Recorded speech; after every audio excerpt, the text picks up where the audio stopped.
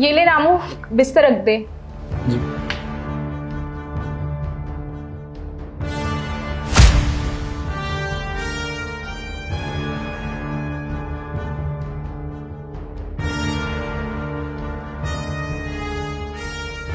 अच्छा सुन, जी मालकिन। माँ जी के लिए चाय भी बना दियो। मालकिन चाय तो मैं बना दूंगा, लेकिन आपको एक बार किचन में आना पड़ेगा। पर क्यों?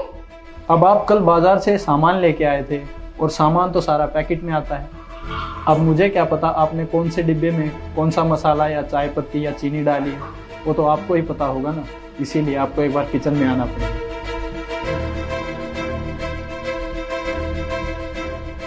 अच्छा ठीक है, मैं आती हूँ।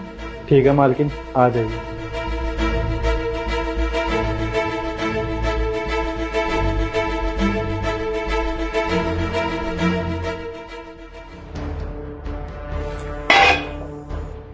रामू, तेरे को अक्ल वक्ल है कि नहीं है? सासू माँ के सामने क्या कर रहा था तू? अरे मालकिन, तो क्या हो गया, अब तो आप मेरा प्यार हो। तो मैं किसी की वाइफ भी हूँ, समझा? तो क्या हुआ मालकिन, बीवी होने के बाद भी औरतें बाहर बॉयफ्रेंड रखती हैं। अब तो मैं भी आपका बॉयफ्रेंड बन गया। अगर मेरी मजबूरी नहीं होती ना, तो मेरे को ये सब करने की तेरे साथ जरूरत भी नहीं थी, समझा? और ये मत भूल, तू एक नौकर है, तो नौकर की तरह रह। हाँ मालकिन, तभी तो एक भी दिन छुट्टी नहीं करता हूँ, रोज आता हूँ आपको देखने। अब क्या करूँ, आपको देखे बिना नींद नहीं आती है। बकवास मत किया कर प्लीज। ठीक है मालकिन, गुस्सा मत करो। अब चीनी और चाय पत्ती बता दो, वो क्या है ना, बड़ी मालकिन के लिए चाय भी तो बनानी है। हाँ ठीक है, बताती हूँ।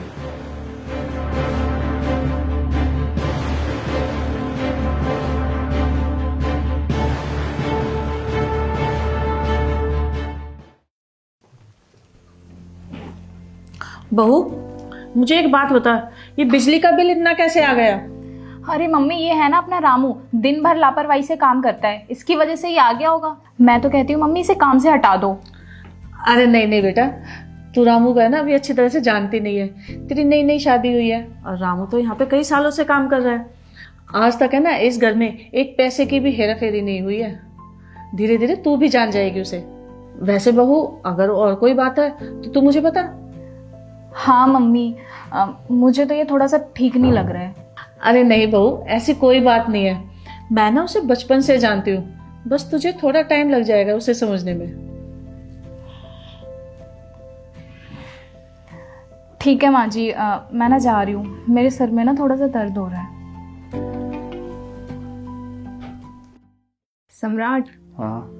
मैं कह रही थी घर पे कोई फीमेल काम वाली रख लेते हैं ना। क्यों, क्या हुआ? काम तो अच्छा कर रहे हैं वो।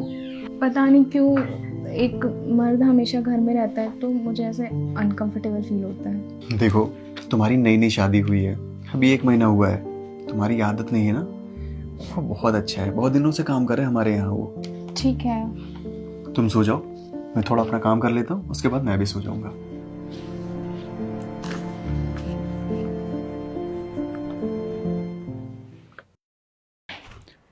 रामू गेट लगा ले, मैं जा रही हूँ। अरे मालकिन, गेट लगाने की क्या जरूरत है? रामू, ये क्या कर रहा है तू? आज तो बहुत ही अच्छा मौका है, ना तो बड़े मालिक है घर पे और ना ही मालकिन है, तो इससे अच्छा मौका हम दोनों को और क्या मिलेगा? आओ ना मालकिन। रामू, ये क्या बदतमीजी है? अरे मालकिन, आपकी खूबसूरती देखकर मैं तो भूल ही गया था कि आप तो किसी और की अमानत हो। जाइए मालकिन, आप जाइए। लेकिन मालकिन, आप कुछ भूल रहे हो, इस फोन में एक वीडियो है आपकी। अगर मैंने वो मालिक को भेज दी ना, तो आपका और मालिक का रिश्ता हमेशा के लिए खत्म। फिर मुझे ही आपको संभालना पड़ेगा। और मालकिन, आप तो जानती हो ना मेरी इतनी औकात है, ना मेरी इतनी हैसियत है कि मैं आपका खर्चा उठा पाऊँ। फिर क्या होगा वो तो आप अच्छे से जानते हो, तो इसको यहीं तक रखते हैं।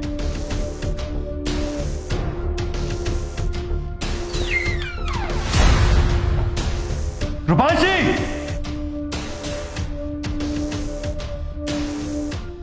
साहब, अच्छा हुआ आप आ गए। ये देखो मेम साहब मेरे साथ क्या कर रही है।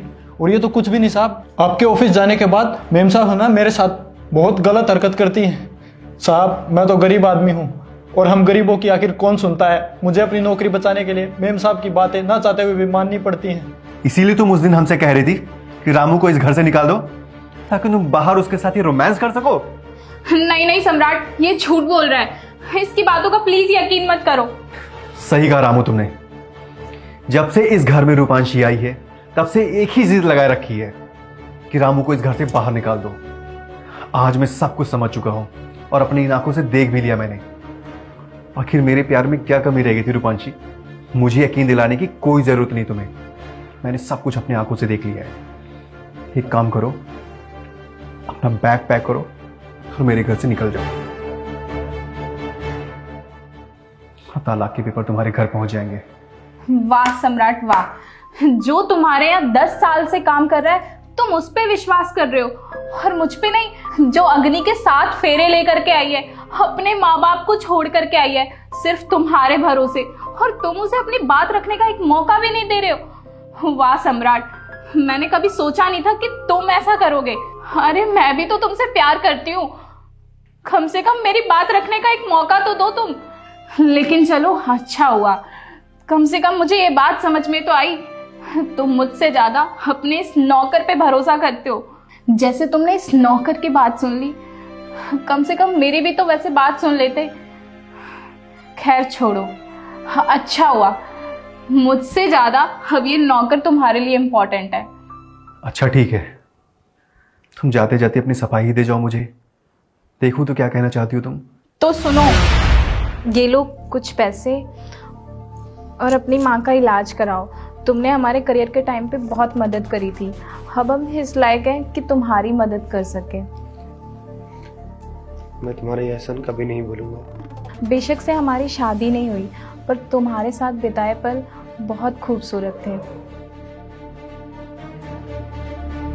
अक्की,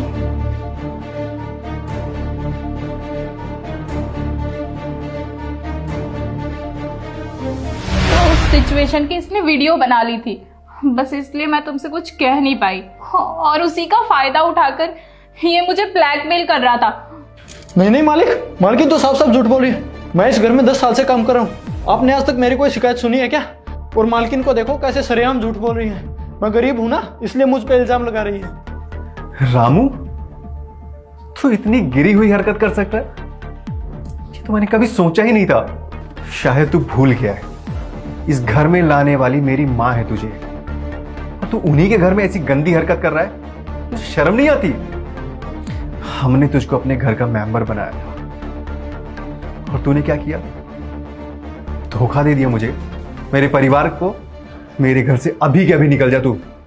मालिक मुझे माफ कर दीजिए, मैं बहक गया था, मुझसे बहुत बड़ी भूल हो गई। मेरे घर में माफी की कोई जगह नहीं है। इससे पहले मैं कुछ गलत कर दूं, निकल जा मेरे घर से। Get out!